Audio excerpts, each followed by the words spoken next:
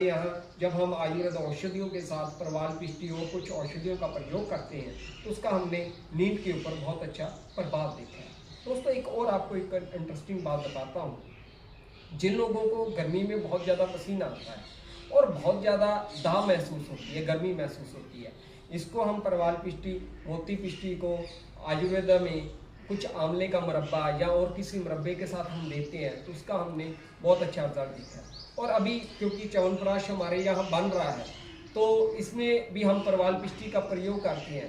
तो च्यवनप्राश के साथ जब हम प्रवाल पिष्टी का प्रयोग करते हैं तो इसका एक चमत्कार जो हमने रिजल्ट देखा है कि जिन लोगों को भूख नहीं लगती थी या जिन लोगों को थोड़ा सा भोजन खाने के बाद पेट भर जाता था, वो जब च्यवनप्राश ग्रहण करते हैं तो उसमें वो कहते हैं कि अब हमें भूख भी और ज़्यादा लगने लगी। वहीं जहाँ ये हमारे शरीर में सभी प्रकार के रोगों में इसका प्रयोग हम कर सकते हैं, वहीं हमारे शरीर के ये सप्त धातु को अस्थि मांस मज्जा शुक्र तक शक्ति देता है।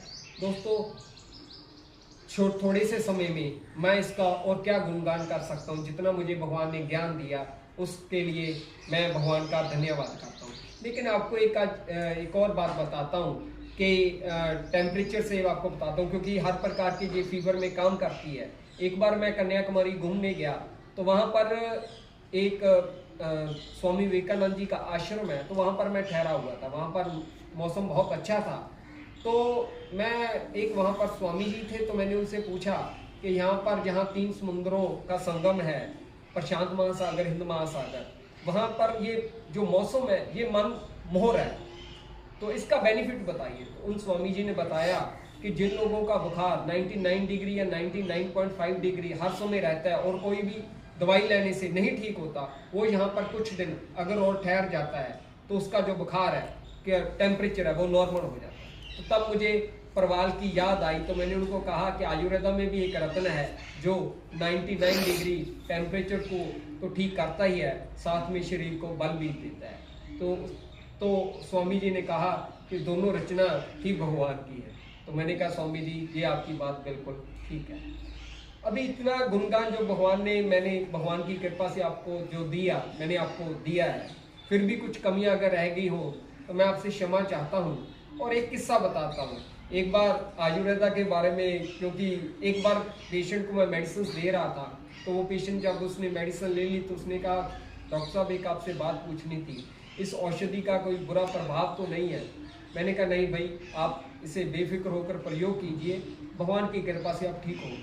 तो साथ में एक पुराना पेशेंट बोला कि वैद्य जी आपने उसको तो औषधि दे दी और बात भी समाप्त कर दी, लेकिन हल्की जी ये जो मुस्कुराहट थी इसके पीछे क्या कारण?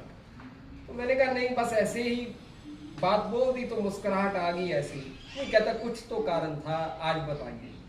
तो मुझे इतना टाइम हो गया आपके पास आते हुए। मैंने कहा यार, जब भी कोई आदमी मुझसे ये बात बोलता है कि इस आयुर्वेदा का कोई साइड इफेक्ट तो नहीं है, जब भी कभी कोई बोलता है, शंका करनी इंसान का हक है, उसको भगवान ने जो दिया उसको पूछना चाहिए।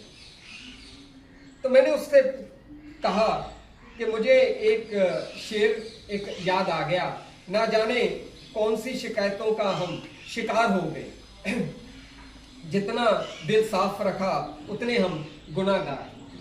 दोस्तों बात भगवान की है।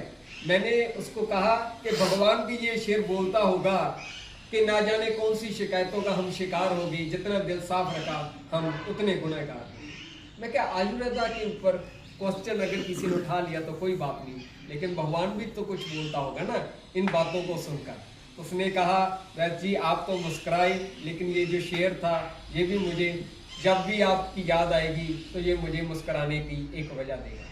मैंने कहा चलो ठीक है, हमारा रिश्ता यूं ही बना रहे। दोस्तों आप मस्त रहें, खुश रहें। नमस्कार।